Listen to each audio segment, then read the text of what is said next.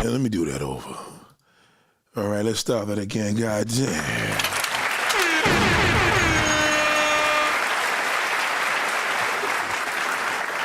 You know, I changed my mic position. Pause. Okay. You know, I had this microphone, right? You can't tell the difference, but I can. Like, so this position was terrible. It kept coming off. It was off the table. I had this clip on here. So I found a new spot, right? And upon me finding a new spot, I just realized there was this one feature on there I never knew it had. It was, I don't know what that would be called, but it pivots now the direction where I need it to be. You know, it's amazing when you could have something right at your leisure and just don't know how amazing it is. Shout out to the Lions. You know what I'm saying? Like, I don't want to break it because if this just breaks, I have to get up and, you know what I'm saying? But if it could last, I literally had this one issue when I was sitting here doing this, and, you know, I could not understand why this one feature, when it pivots, it would come off the lifts of the table. So there's like 1, 2, 3, 4 different levels here, right? That I have on an arm. Has nothing to do with the microphone, but the arm that holds the microphone. And I'm really happy now that I found what the 4th feature was. Feel good about that. Sometimes I just feel good about the simplest things, you know what I'm saying? You see this little feature here? So when I loosen it, it moves up, right? And this arm, as you know, if you should know that, you know, when I do my podcast, this is very important because I love this thing, you know what I mean? The Frameworks is an amazing company. But I have problems because the table that I have here, I need to upgrade. The table that I have here is not the greatest. Shout out to the Real Line, shout out to NBA City. Goddamn, why not? So I'm feeling real good about that, you know what I'm saying? And today, thank God for another awesome day.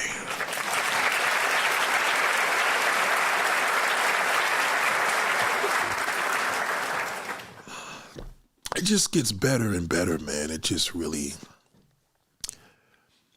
I am thankful that I have the ability to have these incredible experiences of these locations that I go to.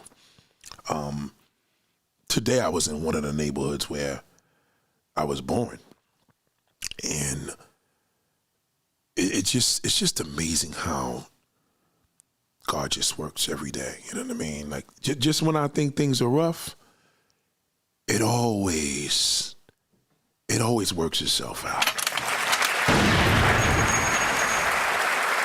So let me start off with this. So, you know, today was, I woke up early. And it was this weird feeling because I went to bed early enough, because I know I don't go to bed early, but I went to bed early enough, and I said, and I woke up early. And usually when God wakes me up early, he knows I have a long day ahead of me, and he wants to get to it. But I was a little perplexed because I'm like, well, my day doesn't really start until like 3 o'clock. And I tried to rest, and the more I tried to rest, the more I would become more wide awake. You ever do that? Like, I'm becoming more wide awake, and I'm like, I can't just sit here because now I'm going to start thinking of things, and let me get on with my day. So everybody's doing what they got to do in the family, and it's great, but you know, I do my thing, and I started thinking, I'm like, you know what? I'm going to have to make up on this later. Maybe I'll shower and everything now, and then when I get out, maybe I'll just chill and, you know, fall back and take it easy. And no sooner I kept thinking, and now I started becoming more wired and calls, and now I'm wide awake. Okay, so I'm good. So yesterday, one of my cars, I procrastinated and I had to get a tire. So I got the tire changed. I had AAA come over there, change the tire. Okay, yes, I have AAA. And AAA came over and did what they had to do. I never changed the spare. Now, one thing about me, my dad always have a spare tire. Like, I'll get to that in a minute.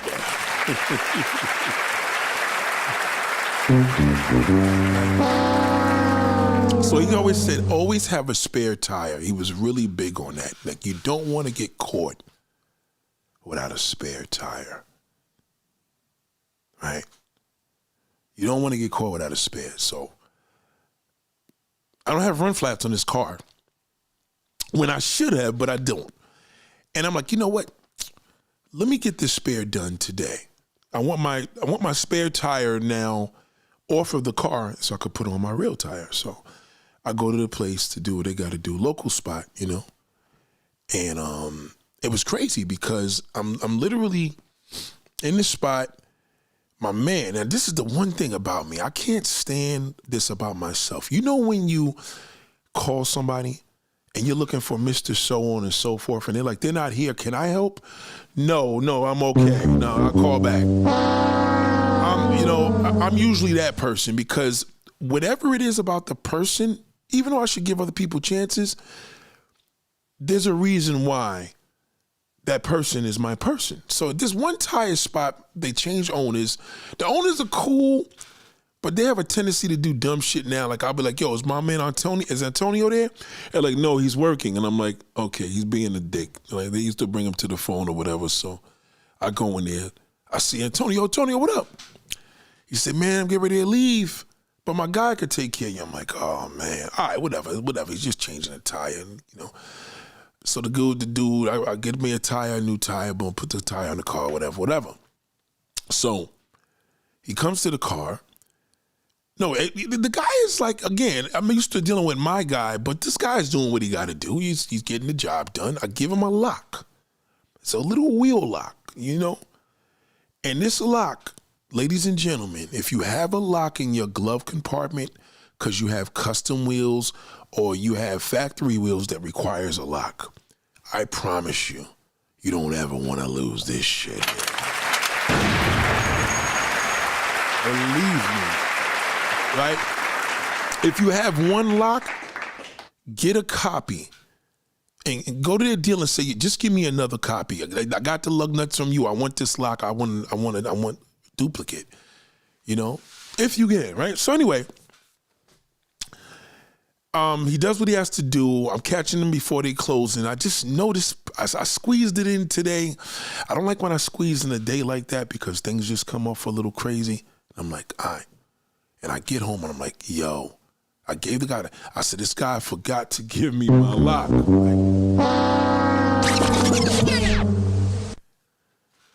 Oh my God. So now I'm kicking me in the ass, right? Because I'm being on some prima donna shit because I didn't get out the car, right?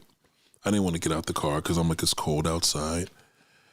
Let them do what they got to do. And it was freezing yesterday, and he changed that tire, and I didn't get out the car. I just was in that mood like, yo, do what you got to do. Here's the key, and do what I got to do. This nigga never gave me my key. Now, what makes it bad, I came back there because one of my lights came up there. One of my tires was still low. I'm like, yo, let me go back. And then I went back to the guy. He put air in there. I gave him I already gave him $5. No big deal. But then I gave the nigga like an extra $2 to put in air in my tire. So with a total of $7, which was a little OD, and he's on the clock, whatever, right? So, mind you, here where I'm going with this. The second time, so I leave. Next morning, I'm livid, like, yo. So I called a guy, and I knew he was going to do this. I was like, yo, can I speak to? I said, yesterday, man, guy lost my lock. He never gave me my lock back. And he said, okay, well, let me check with the guy. And call me back in 10 minutes. I'm like, nah, I can't risk these niggas telling me some shit like, well, they ain't over here. I need to go there. So I get over to the store, and it's a Monday. Well, what's today? Today's Tuesday. So it's Tuesday. Well, today's Monday. What am I talking about? Today's Monday. What am I talking about? God damn. Right. It's a Monday, and you know, my dad always told me never take care of business on a Monday. Oh my God. He always told me that. He said, because people they got attitudes, they got lazy from the weekend, it's just a horrible day. Try to take care of business like on a Wednesday. You know, let them get in a groove, and it's so true. So, meanwhile, I go there, the guys there, they're looking for my shit now. Like, now they're having a problem getting this lock. And I'm just like, you gotta be fucking kidding me. These niggas lost my shit. So, I'm like, all right, whatever. So the guy's like, listen, I call BMW. I'm like, listen, what do y'all do when a person loses a lock on the wheel? So one dude was like, well, there's a code on a card in your book, and if you got the lug nuts, there's a number, and you got to give it. I'm like, no, that's not the answer. I called another dealership, another BMW dealership in Jersey, because I called Brooklyn and I called Jersey because I'm closer to Brooklyn, right? But Jersey's, you know, Jersey's Jersey. So I'm like, all right, well, you know. He said, no, what you would do, come in here, and then you would, which is so crazy because my boy from BMW just called me to tell me how slow shit was in the dealership, shit like that, whatever. So I'm like, yo, just, what do I do? So the guy said, listen, you just come in and you would just put they have like 6 locks and they would fit them on to your car and they'll see which one would fit. So I'm like, okay, that's cool. And then, you know, then they charge like $45, like $30. $30, I think, right? So I'm like, all right, cool. So I'm like, I'd rather do that. You know what I mean? Because these niggas has lost my shit now and they should pay for it. Now, I already paid this guy fucking $150 plus tip for the tire and all that shit, which was already OD already. Because like I said, my main guy ain't take care of it. Feel me? He wouldn't have did this. So I see my main guy. So my main guy's like, yo, Pop, what happened? I'm like, yo, the dude lost my shit. We're like, yo, they can't even find it. So his boss comes over and tells me, listen, they're going to have to break the lug nuts and give me new ones. I said,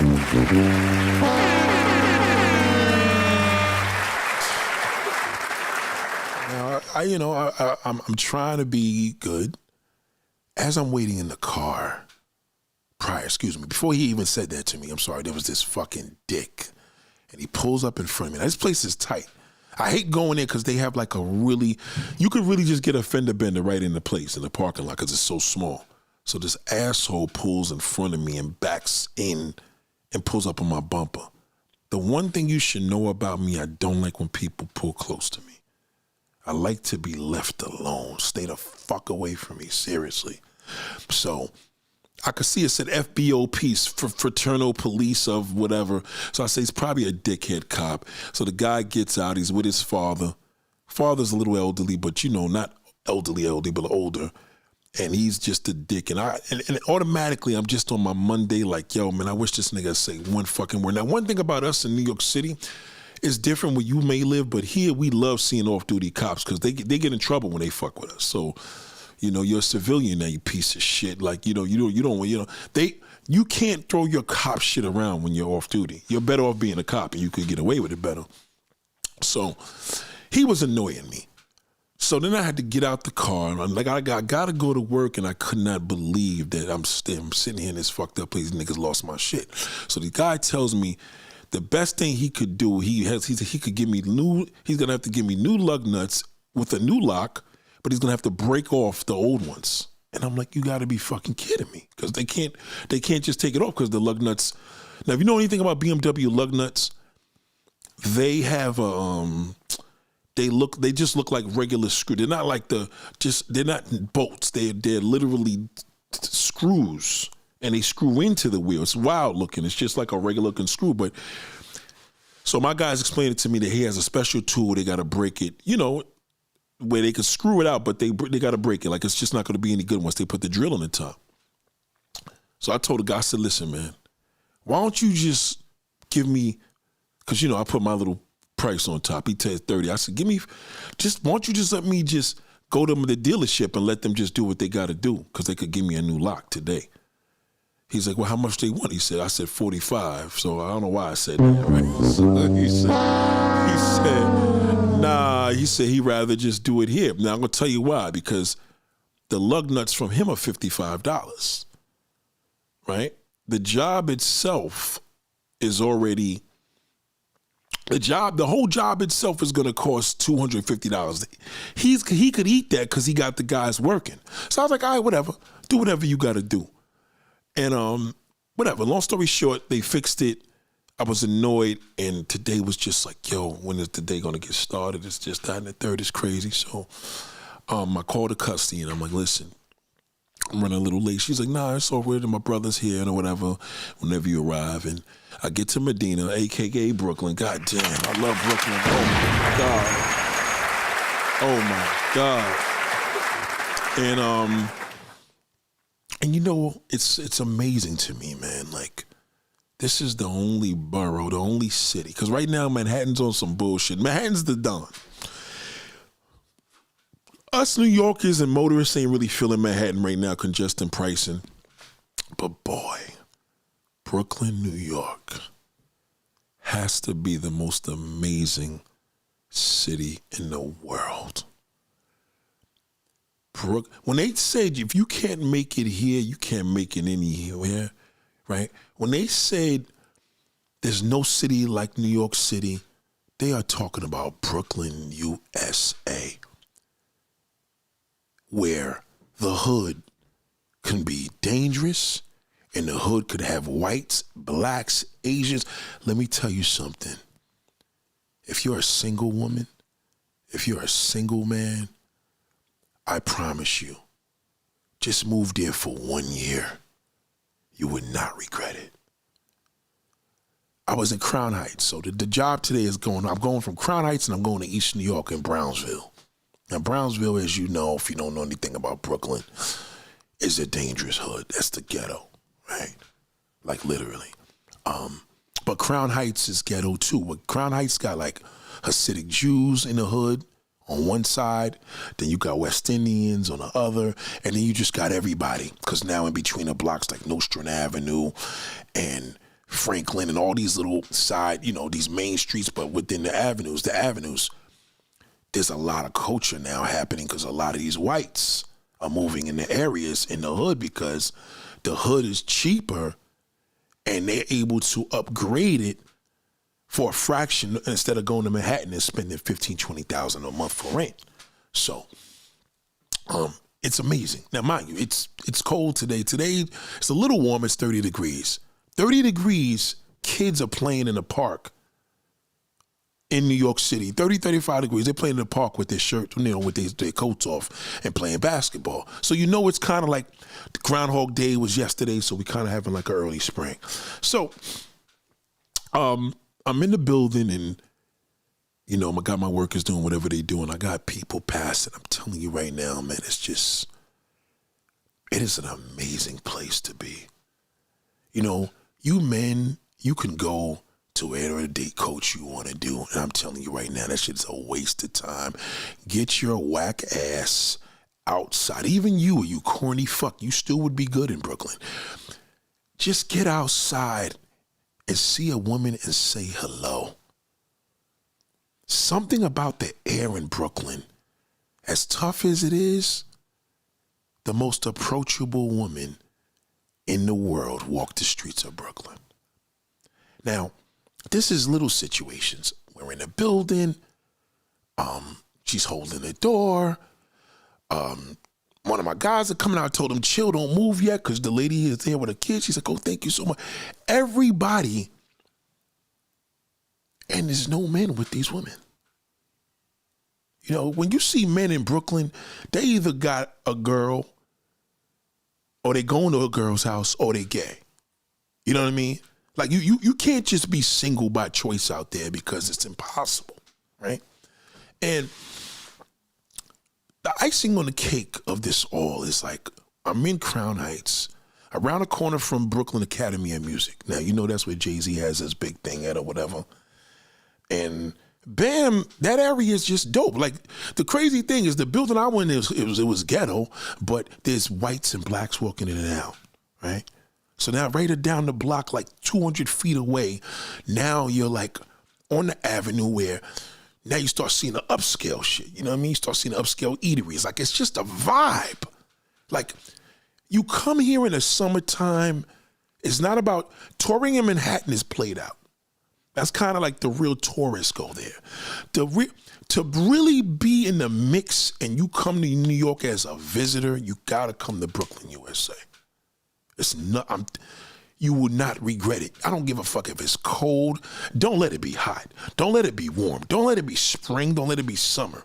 Now, mind you, even though this is blocks away from Spike Lee's neighborhood, which is more Fort Greene, that's about 10, 15 minute drive, if that much, you know what I mean? But this will do. So anyway, I had this family, man, really cool sister. They lost their mother. And I think I told you about this, where the sister moved to Jersey and they were here and she was like, she wanted me to do whatever.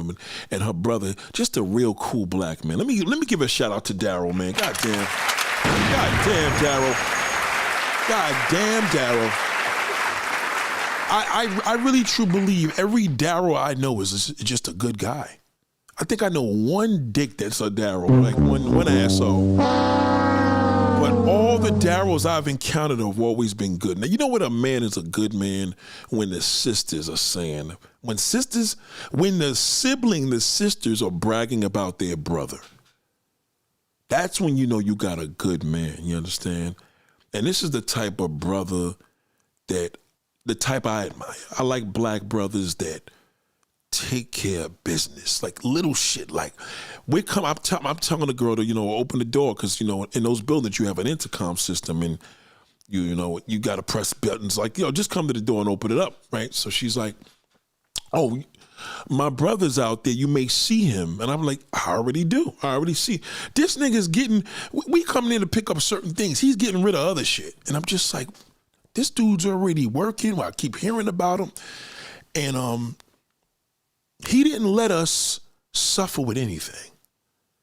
That's when you see a brother that you admire. Not like these pieces of fucking garbage I drag up on here. And let me mention, some of you guys, I don't know why.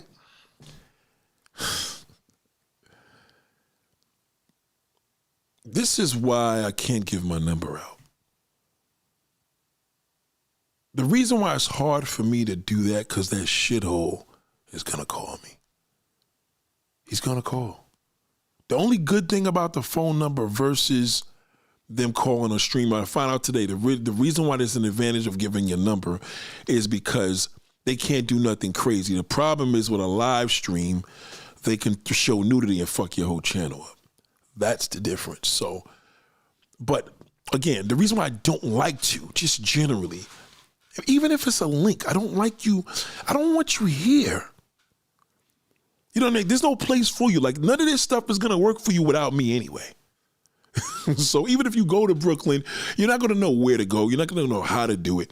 But the ladies will know because, and the fews and choosing men, I'm talking men that support the movement, they here on the grind, they get it, we got the same mindset, the end. But if you're just a desperate loser, you should not fucking be here. Don't fucking come and suck my dick.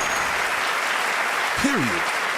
Don't fucking come here. So, the more you come here, you're trying to look for things for a reason. And believe me, if the right niggas stick with me, the right women stick with me, the right men stick with me. And if the right men stick with me, the right women stick with me. Let's just say that. That is a fact. You know what I mean? There's nobody here on YouTube, period, unless it's a celebrity, that's going to plug you into the situations that I got. Nobody. Whether you just want to date or whether you looking to have a lifestyle because you like to switch and do group sex and all that. This is all the shit I know. You may know spaces on social media. I know these spaces in real life. I know addresses. I know blocks. I know locations. I know things that will never, ever be put out here. And you got to understand, you got to think on a level of the more and more you come here because you're looking for something for yourself, there's nothing you're going to get because I can't give it to you. So the minute you pop up and I hear a dusty male's voice, I mean, come on. What are we going to talk about? There's nothing to talk about. You shouldn't be calling me. Now, your chosen few brothers, we know because you're going to make yourself known because obviously you're here and I get it. So I just want to specify and kind of put that out right there as a little quick little rant. But moving along, it's just February. The vibe is just like, what other better vibe in the world do you have to be in a city streets? See, you go to these different places, we're on top of each other, and you got a house and square footage and a big backyard. That's fine. That's even better when you have somebody good to share it with. You know what I mean? I'm not coming to go visit you for no barbecue, nigga, and you ain't got no woman around. Married or not, that's a disrespect to me.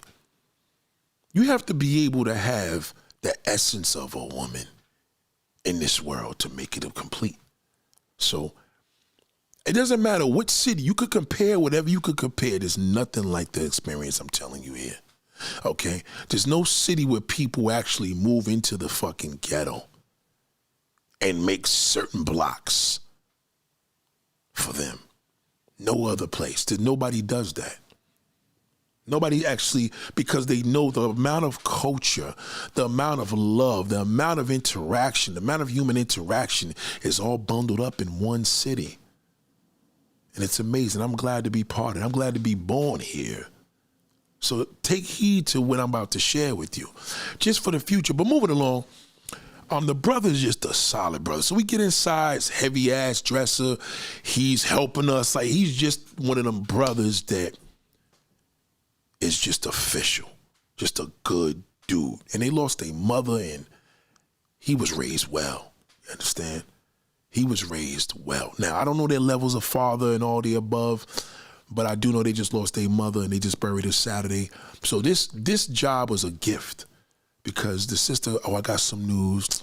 And I'm like, well, I want to know, I got some extra stuff. Can I pay you this? I'm like, yo, you good. Like, you know what I'm saying? You good. Like, I'm already here you're not on the clock. I got y'all covered. Like, you know what I mean? This is listen, God doesn't give me nothing I can't handle. But then every now and then God gives me a gift. And he wants me to do what I got to do. Now, I didn't say that with her. That's what I shared, because I know that. You know? I know what these people are dealing with. I wouldn't wish that on my worst enemy, man, losing a parent. And just to see them picking up all their mother's stuff and having to bring it over to their house to keep it alive, some of the stuff they got to throw out, the brother's helping. He just had our back. And he was just a real cool, solid dude. And he's seeing the same here. You know, real recognizes real.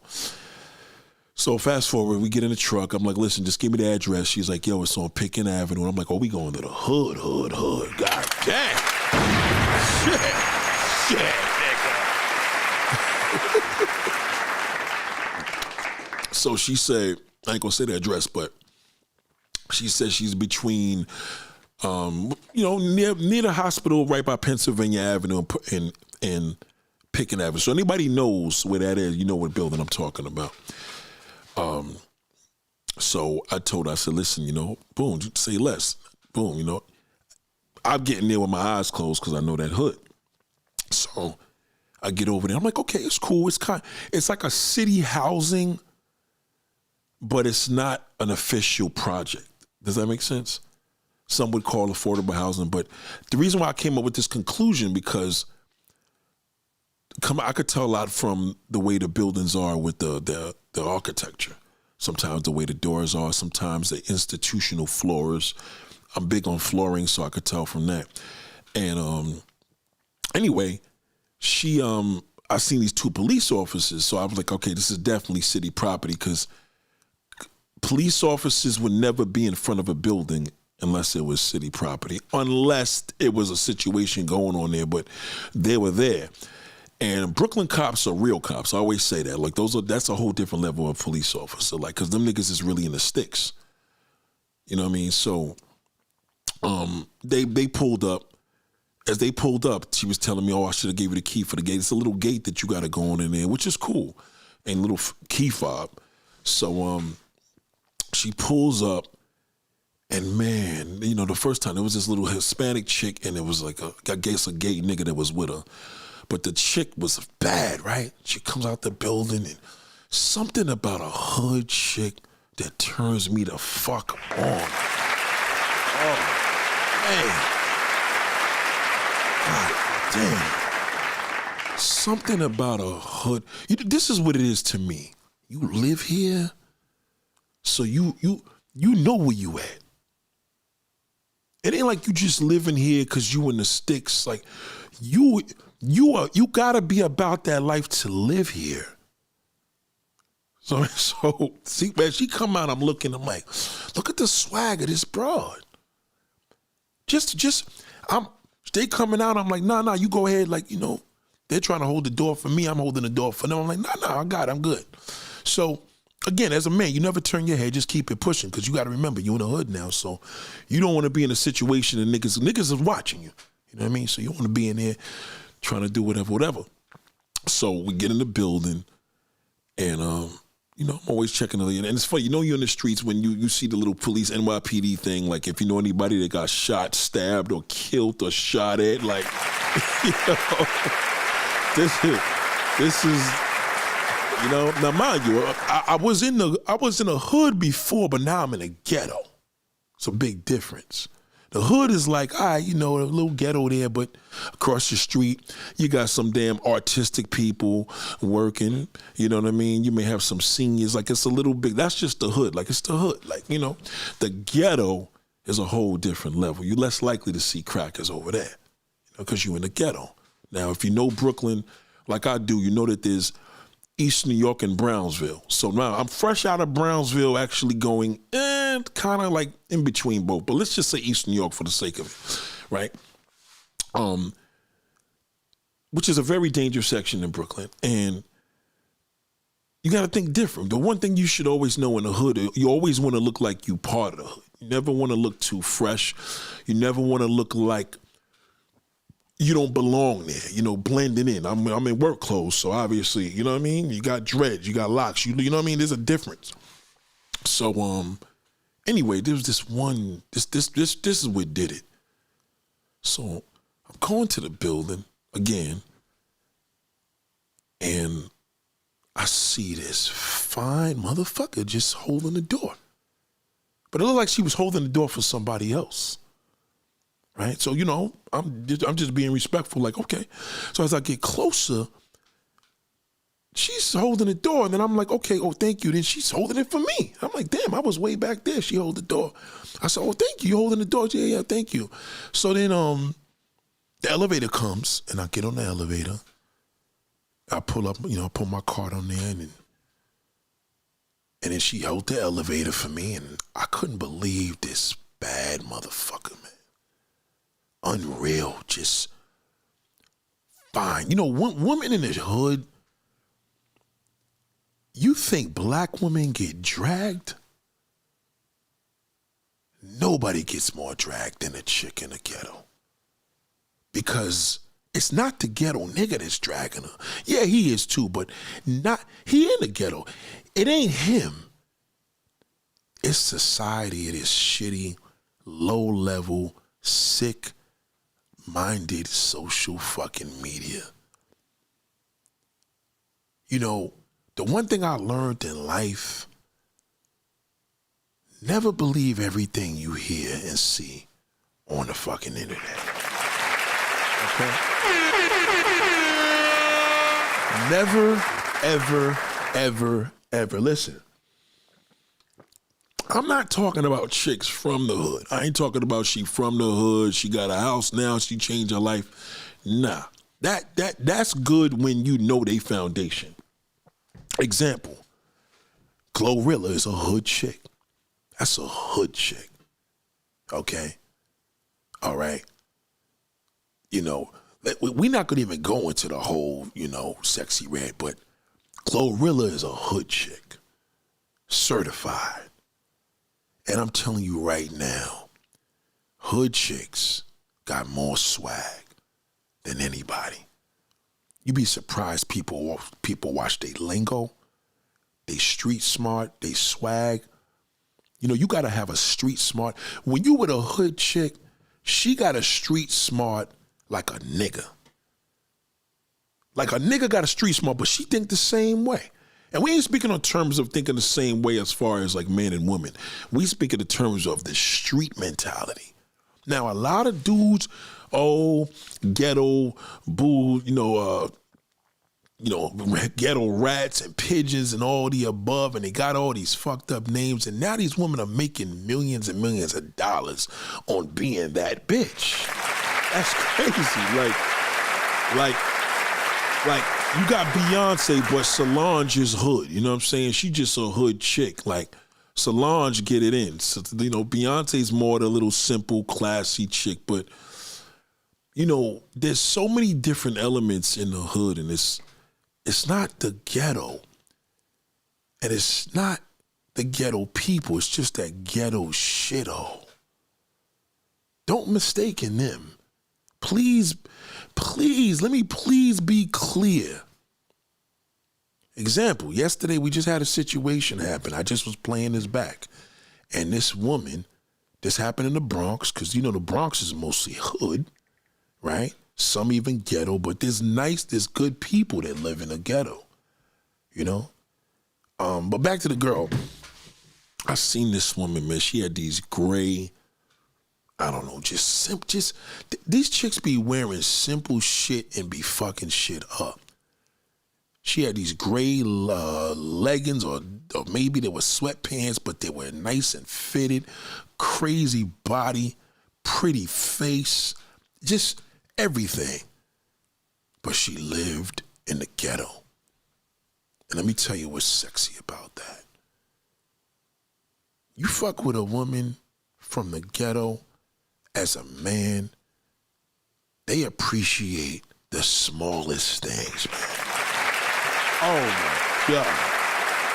Now, again, this is just for my customer, because the customer alone was just so thankful for us just taking the time and sticking to my word and making her look good in front of her brother, because she's talking about me and she talking about her brother. It was just love, right? So what I've learned was what I've always knew, but the one thing I tell y'all, I like my little cashiers and weird shit like that. I love pretty toes and feet, and I love women that take care of their feet, because it's easy to beautify feet. You can beautify feet. You can have a fucking face that looks crazy, but you can beautify your feet, right? That's workable. But there is a thing on social media, and they drag that hood woman with, she got 3 kids, probably live on food stamps and Section 8. They drag her, man. I never understood, how the fuck do you drag an abundance of people because they don't live where you live? How do you knock somebody down for having less bills than you? How do you do that? How do you knock a chick down because you think you superior to her because she's in the fucking ghetto? Why don't you get everybody out of there? I could never understand that. Number one, hood chicks are smart. They think different. Most niggas, they'll run circles around.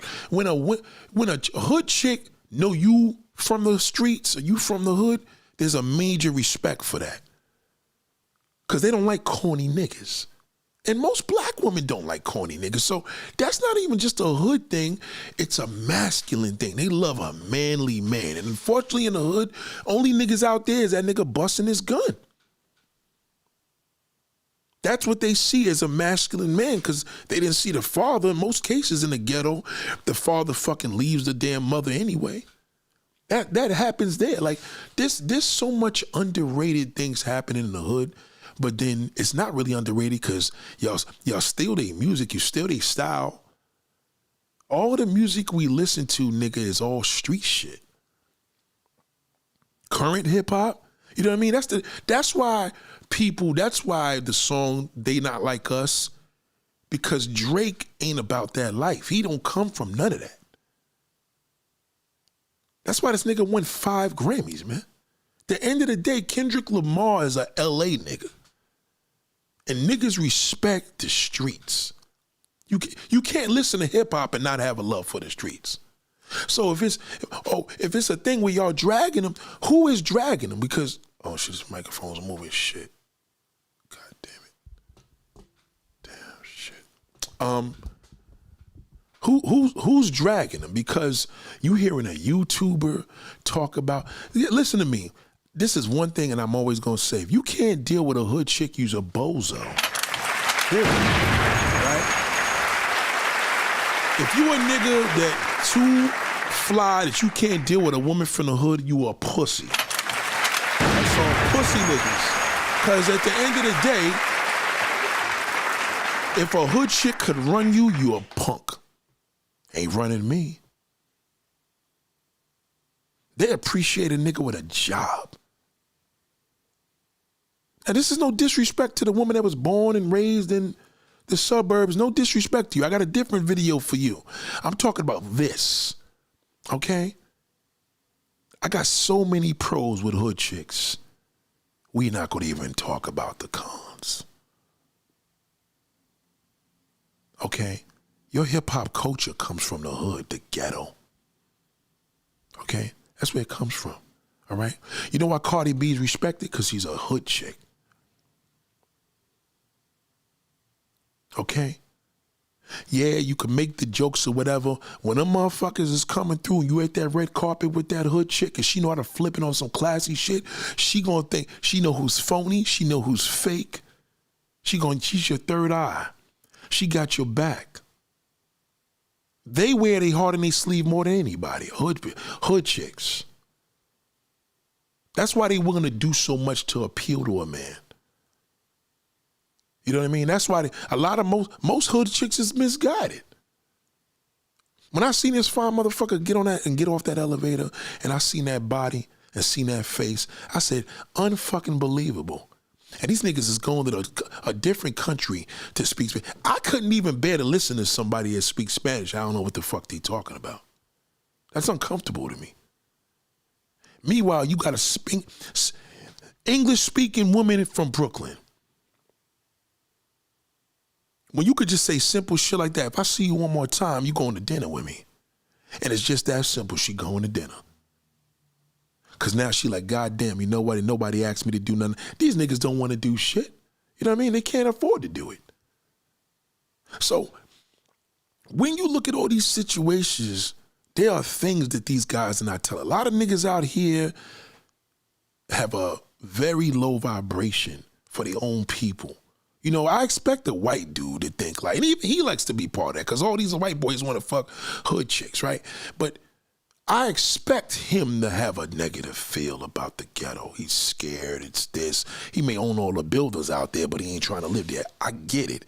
I get it. I get the gun violence. I get the robberies. I get all that damn dangerous shit. I get it. When you a man and you could meet a woman from the streets and show her a different side of the world, she will never forget you. She can't, because her environment says less. A lot of you niggas like, well, I ain't trying to waste my time. I bet she'll go fuck the little hood booger nigga. I'm like, yeah, but that's insecurity, nigga. Like, who's thinking like that? You worried about who the bitch fucking nigga, or you worried about the hood nigga putting a gun in your mouth? You gotta think about that. Do you know the difference? Do you know the difference that niggas is about to come rob you? Do you know the difference that when you could go 2, 3 o'clock in the morning and you could go like a man and go to this girl's house? You know where, God forbid, she's short on a couple of bills and ain't costing you shit because her bills are never crazy. Knowing that they got some of the hood, if a hood nigga got some of the pause, the best sex to a black woman. If street niggas fuck bitches the best, what do you think how good pussy is from a hood bitch? Come on. Are you fucking kidding me? So, what I try not to do, I want to learn in this environment. Everything that I do, man, is a story because I see so much every day. But I want you to understand that his negative woes are not valid. Don't listen to him. You can't, not everybody that live out there is like that. You know what I mean? I'm not saying they ain't, but not everybody's like that. So, sometimes it's better. See, the thing is, changing a man after the age of 12 is almost impossible. I personally never seen it. You know what I mean? But believe it or not, the fact that women mature faster than men, they're willing to learn for better. So my thing is this. You got the corporate chick, she want to go do a date, and you got to, you know what I mean? You got to have your A game on. The hood chick, come on, man. She going to appreciate simplicity. You could take her to a fucking Chinese restaurant across town, and she never been there, and it was nice. She had a good old time. You know what I mean? I'm not saying she's a bargain in a sense, but a little bit goes a longer way. I feel that when a man can attract a hood woman to the degree of them knowing your manliness, your masculinity, how good you look and all the above, that's a valid thing, because hood women will let you know that. You know what I mean? They this is not a world, this is a world that you got to be in it to know. Some of the most prettiest women on this earth is from the ghetto, living there. And I'm not just talking about black, I'm talking about Hispanic. You know what I'm saying? A couple little white ones in there, a couple little hood Asians, but I'm telling you right now, the ghetto right now, if you're looking for a future rapper, a future ball player, you come to the ghetto, right? So what you think of what's going to happen when you go to the ghetto for a woman? The same thing, if not more, applies. Because of her smarts. Street smarts is a big deal for me. You know what I mean? I love a person with street smarts. I like a person to catch up to something that I'm like, you official. I peeped that. Right? So let me just really just bring it down home. Let me just bring it down, because I want to tell you how deep this is. So anyway, I seen a girl come out the building again. I'm like, damn. But again, we in the ghetto, nigga. You can't be, you know what I mean? You fuck around, her old man could be upstairs and come up there and light the whole place up. But you keep it respectful and all above. So now the two cops come over by the door. They being nosy, but they see that we're harmless, so they went back over there. Cute little Hispanic cop. She's with a Hispanic partner. He was a dude, you know what I'm saying? So they doing what they do, the NYPD salute, whatever. So I get upstairs, and we couldn't fit this thing in there. She got a couple of little street chicks in there. One's her sister, but it was just a vibe. Like the whole house was just a vibe, right? So she pays me, and she throws a couple of little extra dollars in there. We couldn't get the thing, and I said, listen, I'm not a carpenter, but if you have somebody to do this, you're more than welcome. Now, let's not forget, all of these women, they're my customers, so it's a little different on the attractive level, because I try to zone that out. But it's always a respect thing, because I don't want to, give that type of, impression off. So she pulls me to the side, and the brother wasn't there trying to be a pussy, trying to play bodyguard. Sisters wasn't being nosy, trying to see. She gave her space. She did what she did. Now check it. Prior to that, I was telling her that I didn't speak to a very close family member for a long time, because we had a death in the family that devastated us. And I haven't spoken to this person since 2019.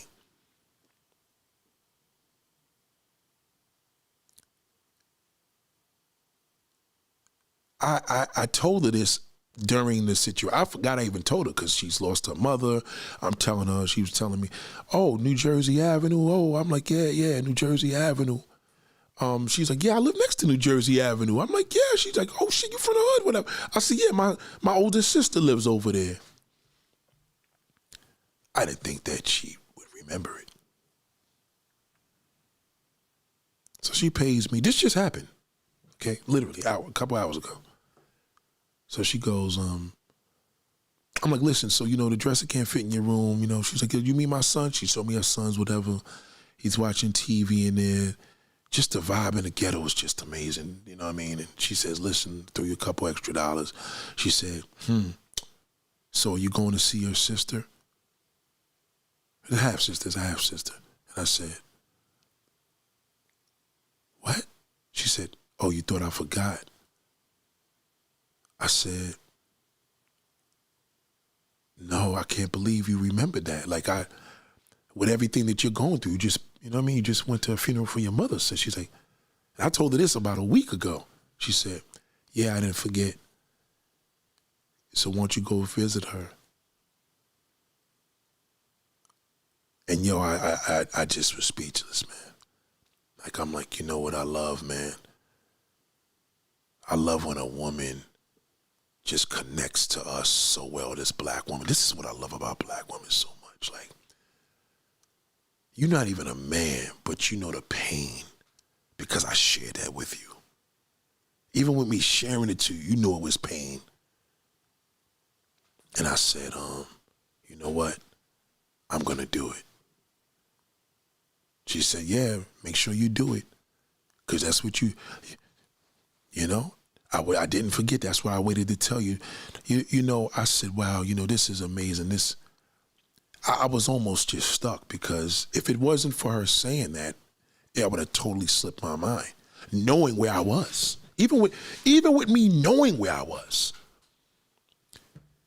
And sometimes there's a fear that we share when reaching out to people that we love. It's a fear. And the fear is the rejection.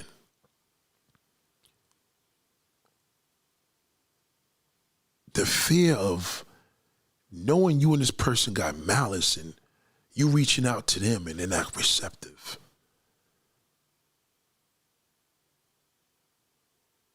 That fear, right? So and as I get closer to the elevator, she says it again.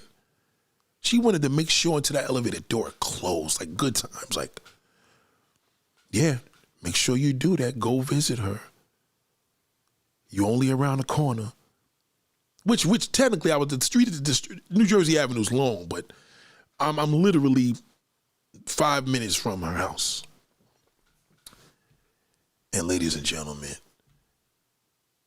I said, God speaks through his children.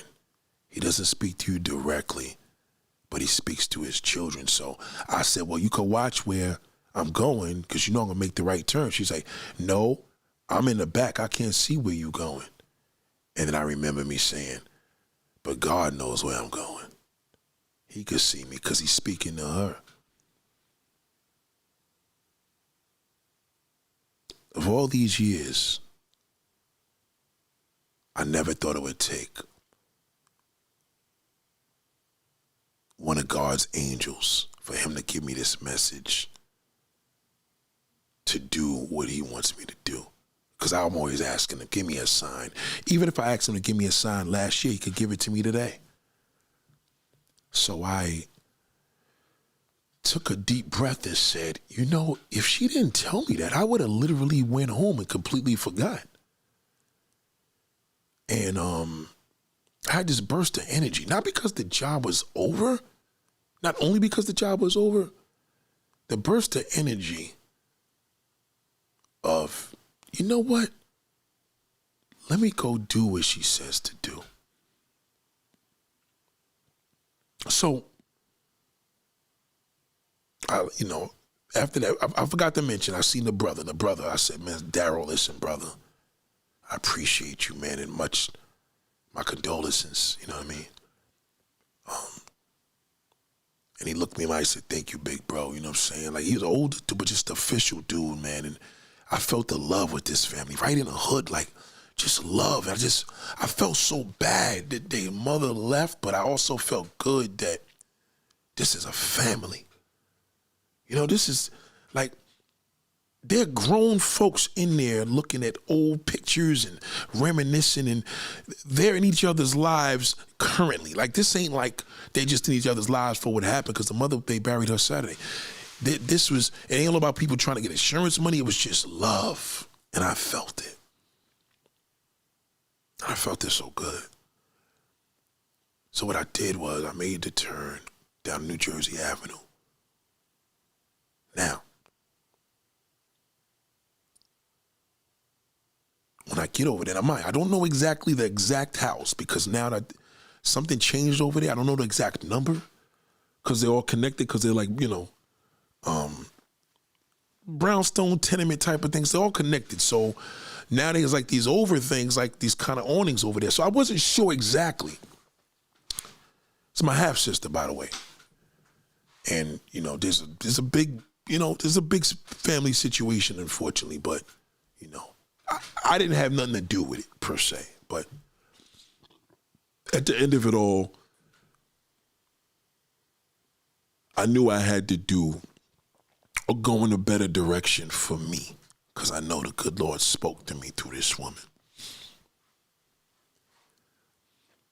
I called and the phone went straight to voicemail. So I'm like, damn, she probably blocked me. So I said, let me call from my other phone. Ask one, give me your phone. Same thing. Give me your phone. Boom, same thing. I'm like, okay, so she probably changed the number. A lot went on. And I took a video of the block just to make sure that I was like, yo, I'm here. Because I was going to send her the video. Then I text her just to make sure. No, I texted her first. Then I called. So I put her name in it, but I didn't get no response. So I'm like, you know what? Let me put the best foot forward. So all along, God, you had these women.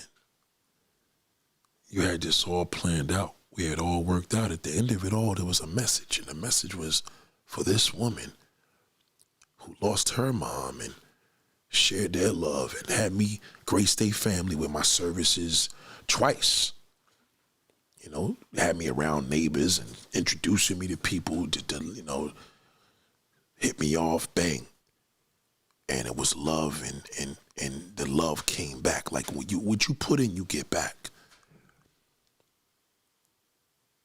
And I just made me feel so good. I said, it took this woman that I don't even know from a hole in the wall to remember under her circumstances of losing a mother to give me this information on, yes, we family. We all family. Like, these are like cousins now, you know what I mean? Like, I see them now, it's gonna be like, yo, what up, CJ? You know what I mean? Like, and that's just the beginning. I'm just giving you a little glimpse. That's nothing. That's just, she haven't touched the surface because there's so much more that I need to do, you know what I mean? And authenticity, man, you can't knock a person, man, for how they live and where they live. You know what I mean? Like, I wasn't raised like that. I wasn't necessarily raised in the ghetto, per se, but I don't like people to knock the ghetto. I don't like people to knock hood people. I don't like people to knock people because they live in the projects. I don't like that. You know what I mean? I never did. I never lied. I never thought it was a thing to look down on because I feel that the love is more there. The less people seem to have, the more they got. Because most of the people I know that got all this materialistic shit, they're miserable. They're turds. But the people in the hood just appreciate the little things and the love that they give back. I just feel that they know they live in an area and society doesn't embrace that. You got rappers and shit that move out the hood. Like, I got out of that dirt bag, and that's just a real fucked up thing to say. They don't give back to their community. The white man goes back to the community and builds shit, but the niggas don't build shit other than sneaker stores. You can't build a sneaker store in the hood, my nigga. That's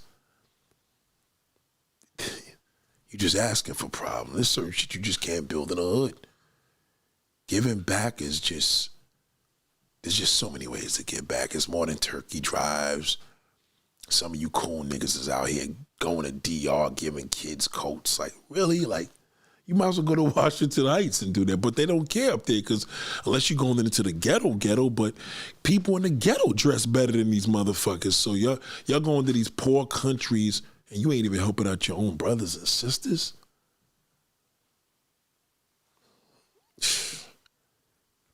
I don't want to hear nobody talk to me about what they say, ghetto gagger. That's a porno thing. I don't even know where the fuck niggas did. You know he's a clown if he says that, but you knock the hood so much, but you love the music, you love the culture, you love the music. You like that gangster shit, you like trap music, you like motherfucking drill music, you like ATL, you like all that shit these niggas be speaking on. You love everything about the hood, but you knock it. I've never had not one soul other than my mother. That's not even her daughter, because she's an older daughter, an older sister from my father's first marriage. But I only had one person, three people, and that was my mother, my wife, and this woman here. She's not a stranger. Who would ever think that message would come from this woman dead in the smack middle of the ghetto to really give me something that meant a lot? You know what I mean? It opened my eyes on a lot of things because she had the family foundation. They're devastated by their mother's loss, but the love of these brothers and sisters and family, they come in close. I'm seeing neighbors hug her. I'm just seeing love, and I'm like, yo, that's the type of place you just come in. When y'all cook, I want to come through, sit, chill out, and I'm going to feel good. I enjoy myself better in the hood. I do. It's a difference in the ghetto. You know what I'm saying? It's a difference. All my life being raised through the ghetto. Not living in the ghetto, but being raised to it, just with family and friends and mom and pops bringing us to these different places. Now we just got this division of this world, and there's just a whole incredible world over there. And it takes real people to know that. When you know these neighborhoods and niggas that live in these neighborhoods know, like, nah, it's just, like, you can't go to the suburbs. You may see a few cute people, a few girls over there, but man, nothing like the ghetto. Nothing like it. Nothing like it. You know what I'm saying? Shout out to Canary. So I just want to say, I just want to kind of put this more in a zone of when y'all do these little zones of touring and going places, tell niggas to bring you to the hood. That's what you want to see. You want to see people, and I ain't talking about poverty. We talking about the streets. You know, when you going through your little tours and people are taking you on your little, you know, hey, I'm going to Manhattan, and they took us on a tour. No. My best tour in LA ever was when I was in Inglewood. I stayed in Inglewood, right next to Randy's Donuts. Literally, I could see Randy's Donuts outside the window of my own girl's place. And we was in Watts, and we was in South Central. As much as I love the Valley and all that good shit, I would never forget that. You know. And I mean respectfully, not the danger zones of, you know, seeing niggas shoot and kill each other, but I just don't like the climate of people knocking people that don't have what you have because you paying more. I don't like that. That's never been a flex to me. I'm not impressed. I've literally have all types of motherfucking friends through this business that I've met for the last 30 years. And believe me when I tell you, it's very hard to impress me. And when you think that, oh, you know, person knocking you, you get to where you gotta go and you get a house on credit and you look down on a person like, that shit ain't cool. That's why when people that come from the hood and they don't forget where they come from, they real people when they go into them houses and to them fucking mansions. Because they always say, I don't forget where I came from. You know, you gotta respect that. Yeah, we look at Jim Jones as a dirty looking nigga, but at the end of the day, that nigga's he connected to the streets. And he's rich. You know what I mean? So he could get on some old not turning his back, but you know what? He don't choose to do that. And we knock it so bad. You know, why these niggas want to visit? Do you understand there's no love that Jay-Z could have other than visiting Brooklyn? There's no love that Beyonce is ever gonna have other than visiting the ghetto. It's a whole different level of love. And being black, I'm proud to say, That is our culture as well. That is our culture.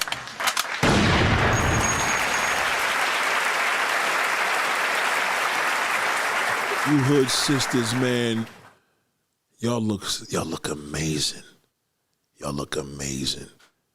And there's a lot of men out here that don't really know it. Don't be ashamed where you live. Don't be ashamed where you're from.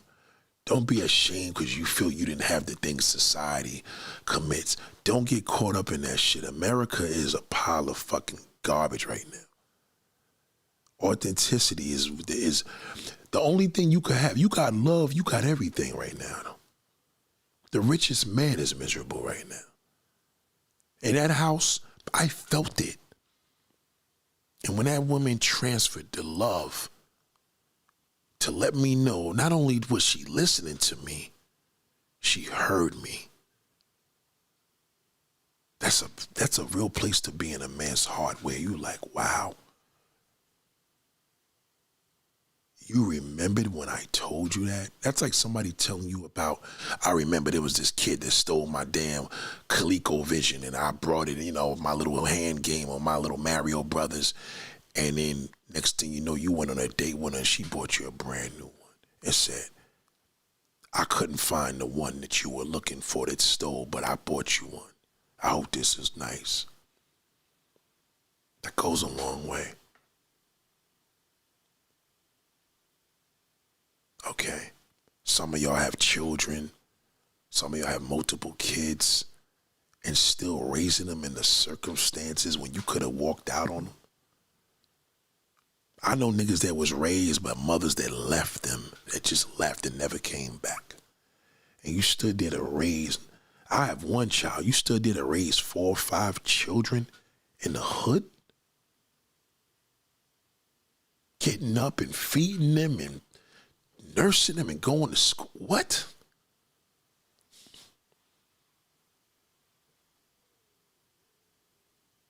Any hood, I don't care where. I don't care if it's the South Side, I don't care if it's the West Coast, Midwest, down South, Texas, dirty South, up East, North. It doesn't matter.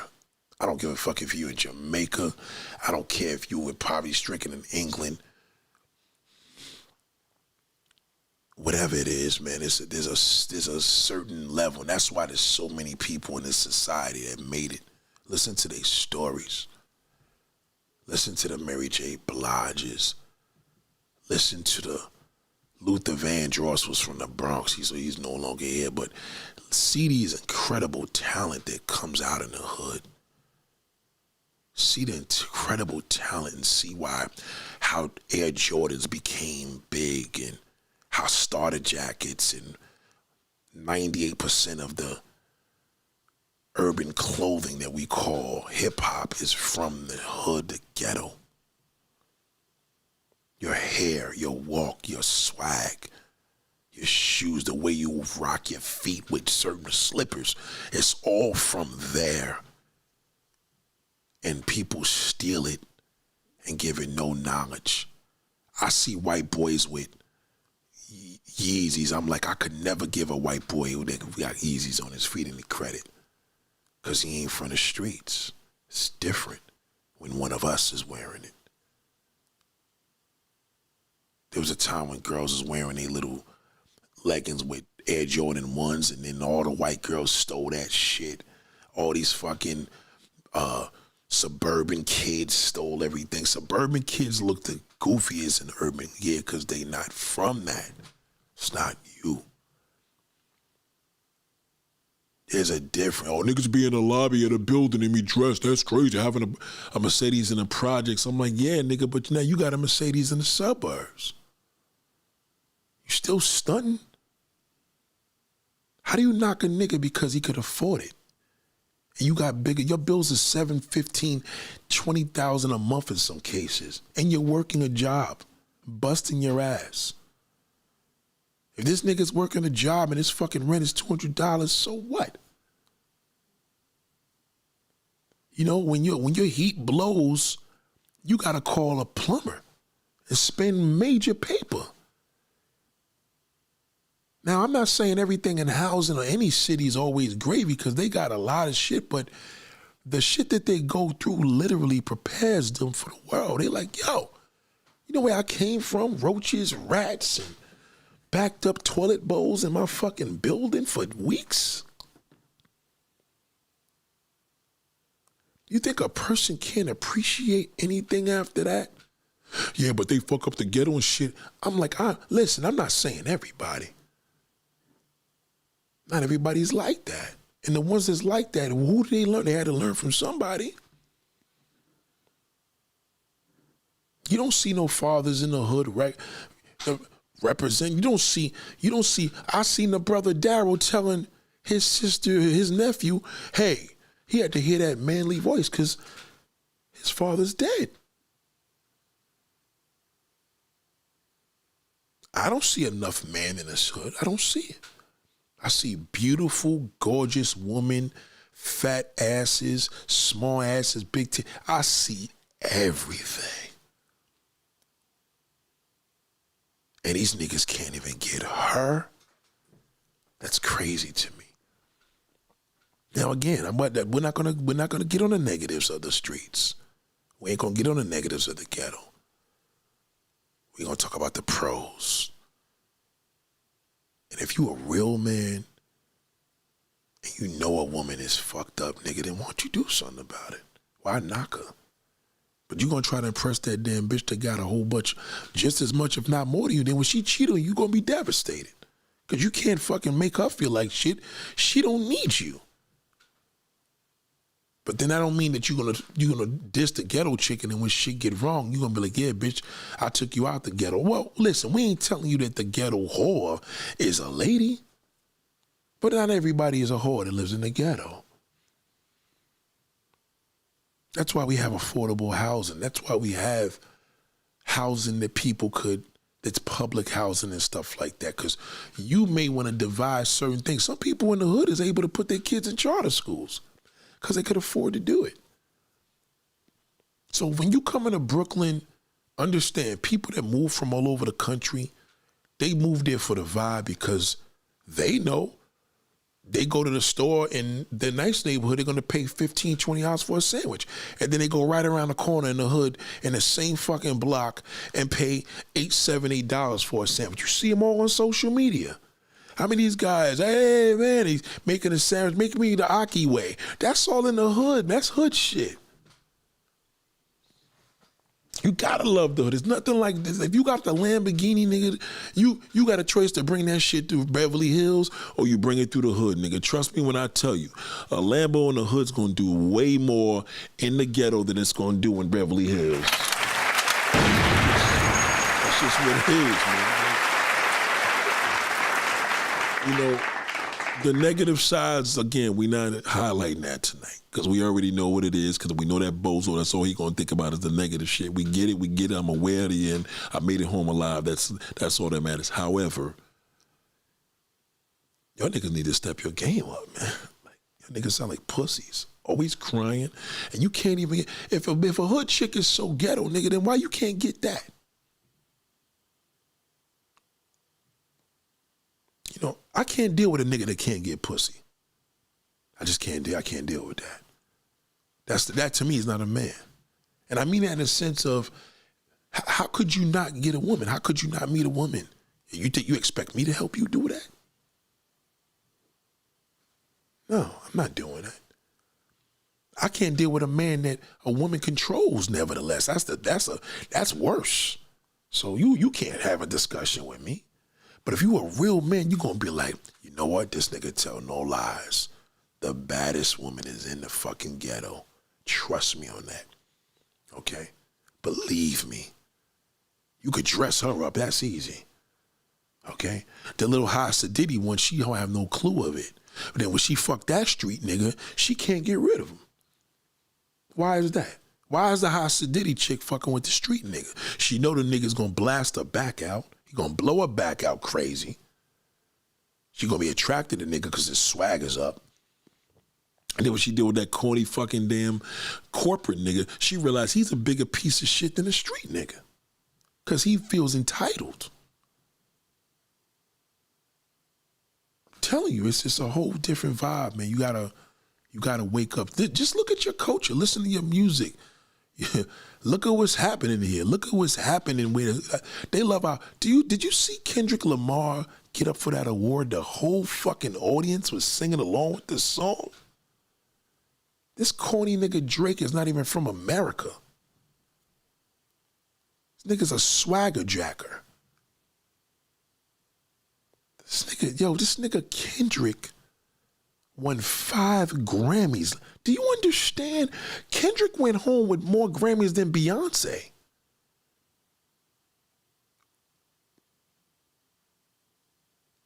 That's amazing. That's how our culture is so lit. To be cool is to be black. But people don't understand the black essence comes from the ghetto. It's all derived from there.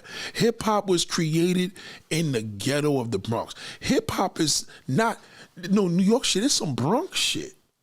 If you really know your shit, you know that. So when you hear all these clowns and Tariq Nasheed and these clown niggas, don't pay these niggas no mind. That's propaganda. Don't get caught up in that shit.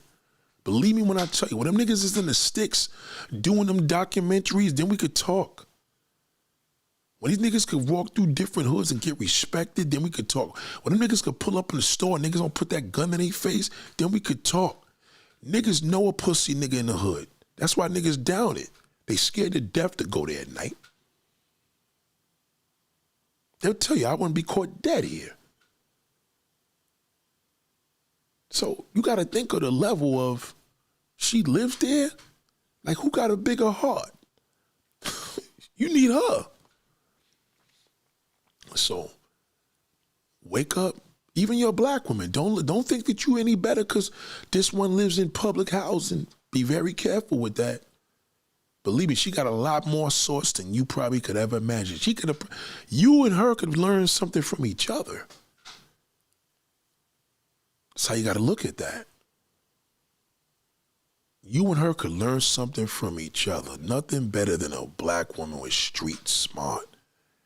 And that's some shit you got to have from your environment that allows that.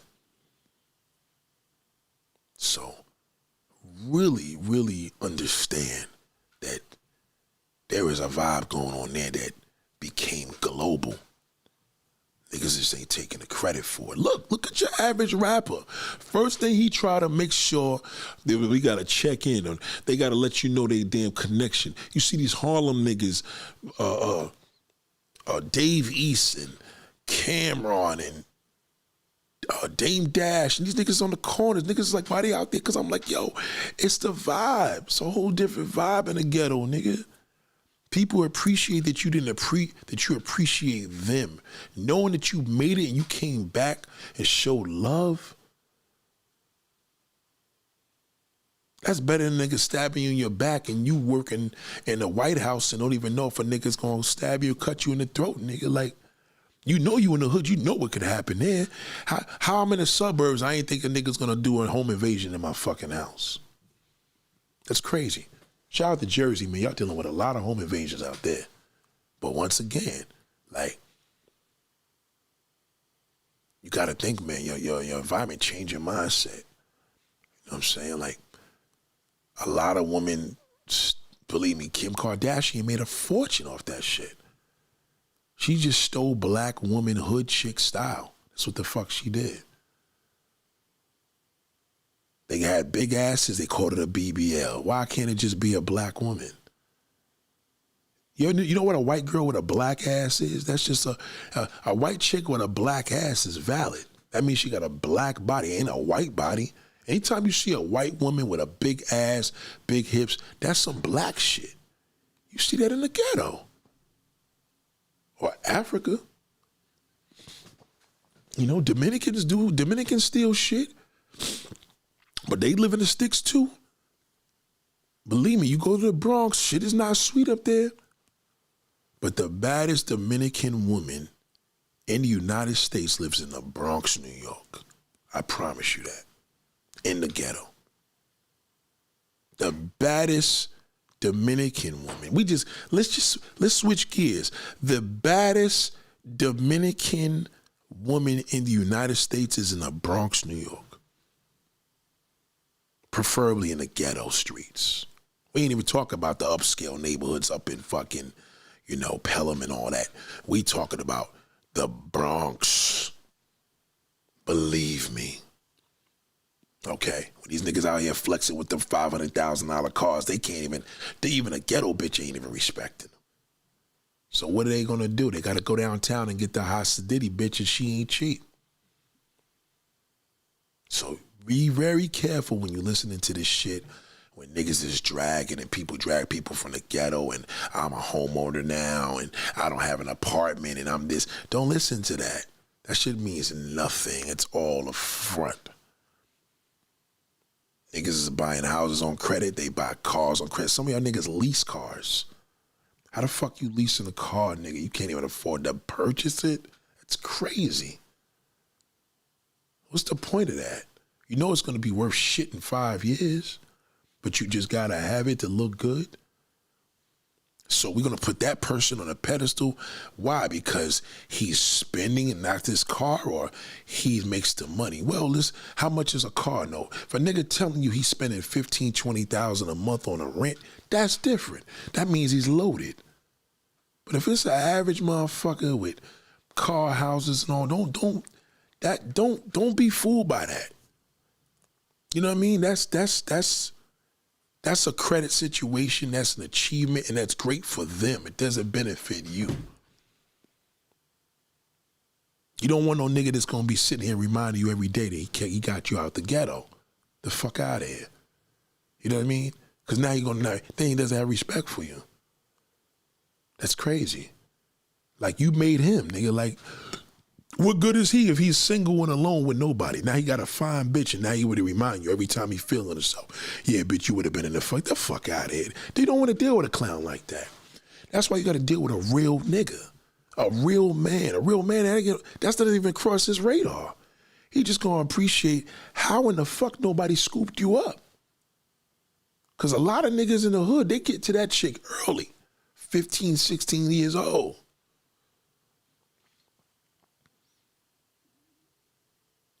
It's a lot going on in the streets that people don't understand. Billionaires knock the poor, and the poor makes billionaires rich.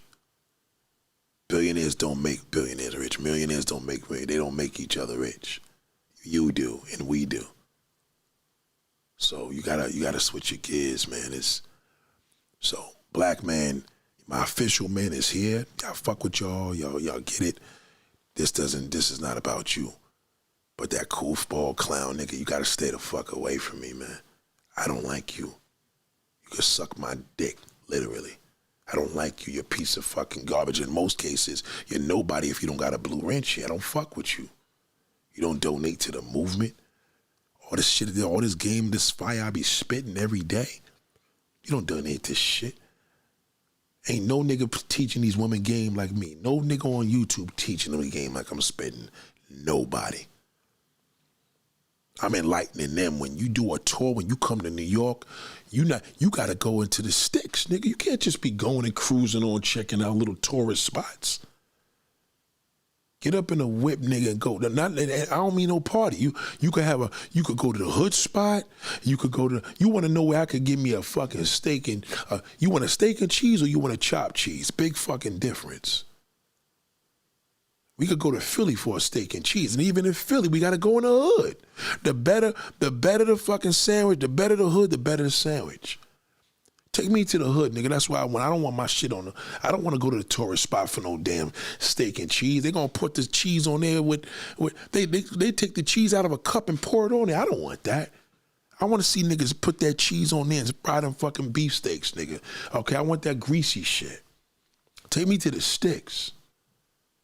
That's what they salute. And people certify you when you acknowledge that. That's so-and-so, that's the big bro. Oh shit, that nigga was in so-and-so today. People respect that. Shaq, he don't ever shut down. Shaq from Newark. Shaq always pull up in the hood.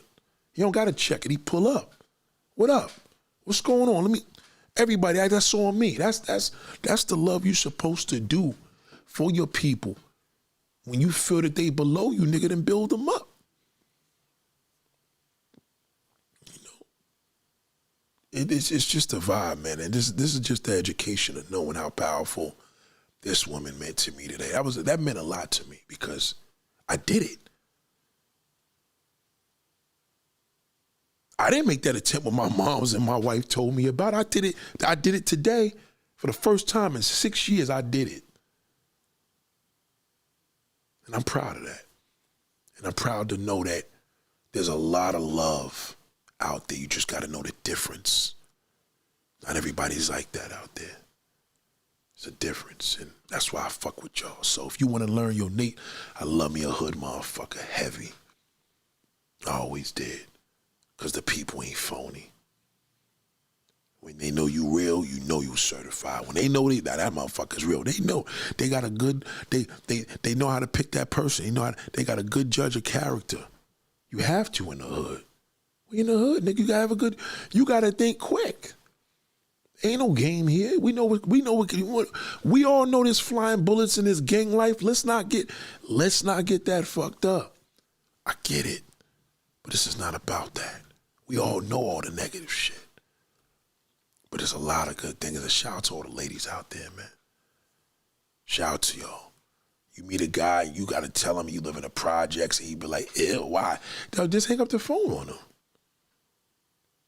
That pussy nigga, he gonna come to the hood and pick you up anyway. If he do, he gonna wait in the car. He gonna walk you to the fucking door. He gonna wait till you get to your door and speed off. And then call you, see that you made it upstairs. That's what that pussy gonna do. Why would you want a nigga like that? You want that nigga to be like, yo, what's your apartment number? I'll be right upstairs. And if it's too late to bring you in the house and shit's crazy because they got a lot of things going on, well, he should have a place to bring you. And you think you could be part of this world of what you could bring to a table for a fucking measly, low-life criminal fucking man? Because now he knows you dated a few hood niggas and he wants you to pay for that because he didn't have the swag or he didn't have the opportunities they had to be with you. So now you got to come to... What? You doing it all wrong. You fucking the game up like that. Don't fuck with him. He's worthless. Okay? You more official than him. You don't even realize it. He needs a real motherfucker like you. And he don't even realize it, so let him go get what he get. He'll be out here until he's 70 years old, still looking. I promise you, they still be searching. Old fucking loser. Especially when he get old. Oh, God. Believe me, he loves the drag. He got something against that sister. He got something because he feels if you got what he got, then he got a problem. There's nothing you can do right. You got what he got, and then he got an issue. You don't have what he got, then you a bum. I mean, come on. You can't win with this nigga. You know what I mean? Because he gets fucked over, okay? Now, if I was on some hood nigga shit, those are niggas I would probably be shooting and killing too because they're pussies. So you got to think about the mentality of who messes it up for us. We're all not like that. And if you're really a man and you know what I'm talking about, you know, ain't nothing like it. You could go to a white neighborhood. You could go to an upscale neighborhood. Ain't nothing like a hood chick. Now, we ain't talking about a hood booger. We ain't talking about a, little ghetto big mouth. That's a whole different. We ain't trying to say this classful, nigga. We just talk about real shit. It's a whole different level with a woman like that. Believe me. And they make good girlfriends and good wives. You know what I mean? There's plenty of them. They need it. You know they live in the hood. They ain't got no good role models over the fuck over there. You know that black man's failing. So how you not jumping on that? You want to remind I took out the ghetto? No, nigga, God took out the ghetto. The same way how God spoke to that customer to speak to me to call my sister. Well, visit my sister. And that attempt will continue. It will. You know what I mean? Now I got to find out, from other families what's a number, all the above, and to be continued. But ladies and gentlemen, I appreciate you tonight. I really do, guys.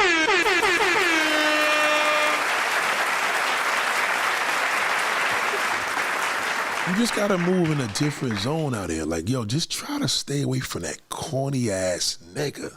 Stay away from corny fucks, period. Corny people, I have a strong dislike for a cornball. However, you can utilize them. I told y'all this, ladies. I told y'all this yesterday. I said, stop cutting everybody out your life. Learn character, man. It gives you character. To learn character gives you character. You're not getting character when you just a sensitive bitch. I don't want to do what the average nigga do. And I damn sure don't want to do what a woman does. You know what I'm saying? Because I'm a man. So if the role models around me is women, the people that surround me is women and feminine men, that's a problem. You know what I mean? Like, I'll give you a quick example. One of my boys tonight told me how he was telling this dude was telling him, listen to the pussy shit that I hear. And I entertain it because I like to learn, right?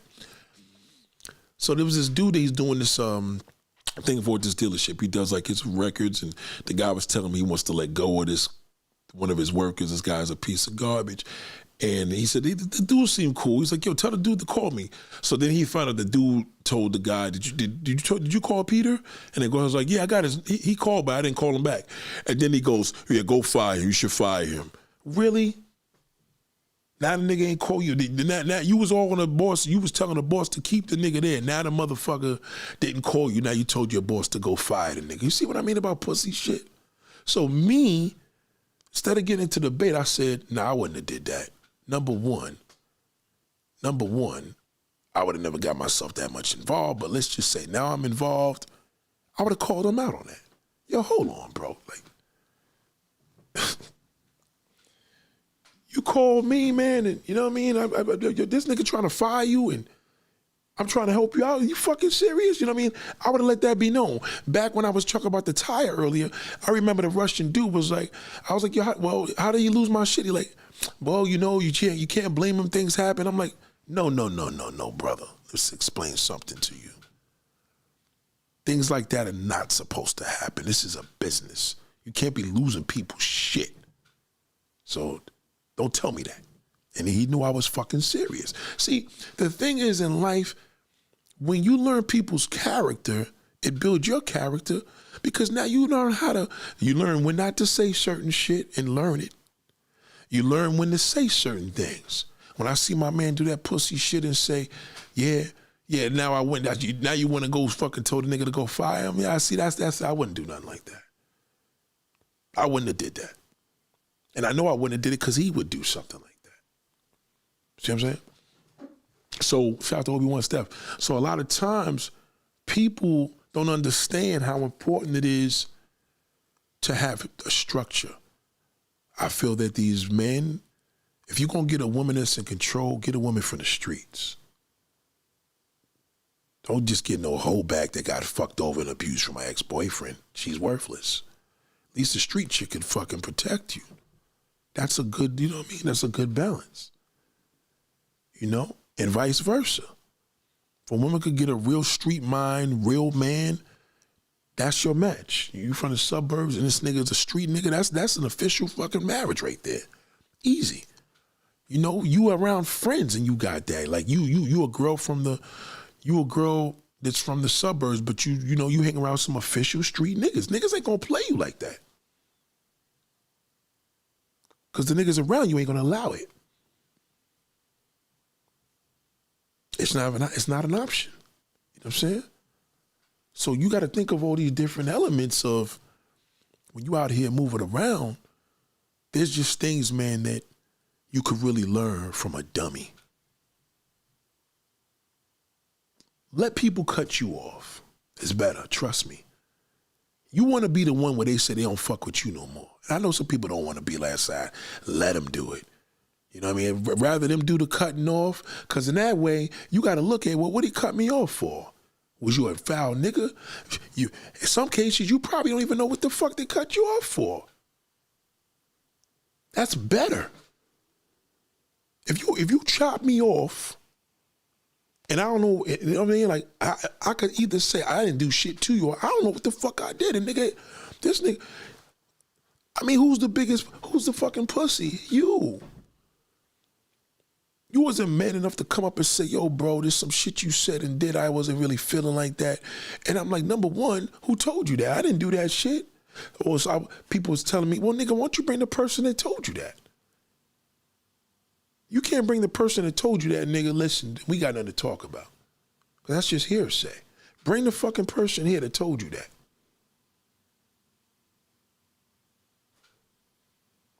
But now you don't fuck with me, and I don't know what I did. That's not fair. You know what I mean? So you cut me off. You know what I'm saying? Now I know your character. And the more and more you know character, that gives you structure. See, one thing about me, I'm a character fanatic. I love picking up character. Sometimes I could pick it up in seconds. You know?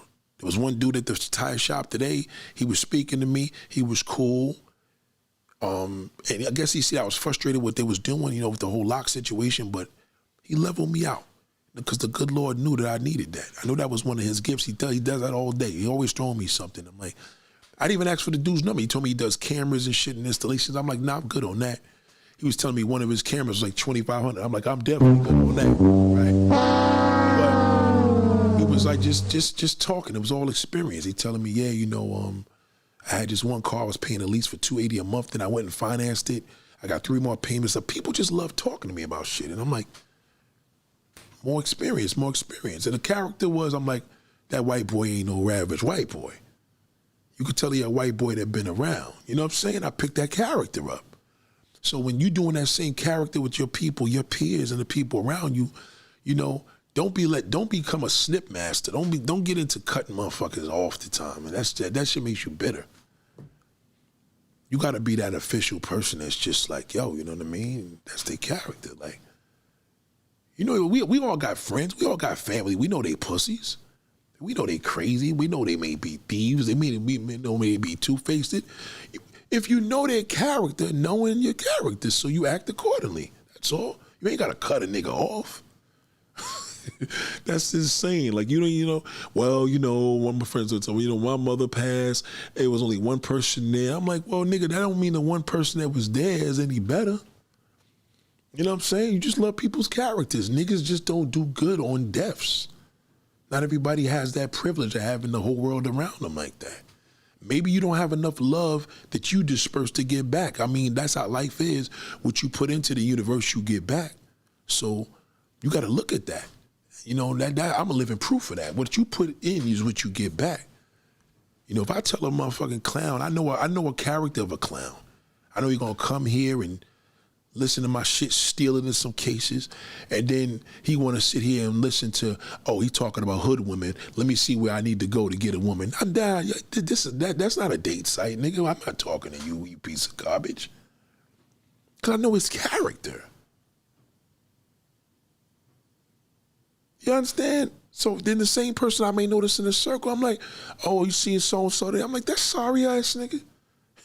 What's that sorry ass nigga doing? Nothing, same old shit. Exactly, I'm always right. So when you know a person's character, you never wrong. But when you cut people out your life all the time, you cut your lifeline off like that because you're not learning. You're not learning a person's character. Shout out to jail. You're not learning a person's character from, if you cut off mad friends and family for 2025, what does that say about you? What kind of character do you have where, is that shit making you richer? Is that shit making you money? Then it's pointless. You'd be better off using the losers around you and utilizing them.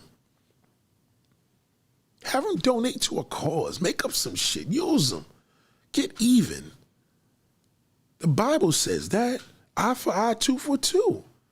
Get even. Learn how to use You got to learn how to use people. That's what billionaires do. How you think billionaires and millionaires get rich? How you think investors get rich? They use people. What do you think about politicians? This is how all these motherfuckers get the power. So if you get into your feelings, you're never going to go anywhere with that. Because you're not learning character. If you learn people's character, that makes your character stronger. Let me say it again.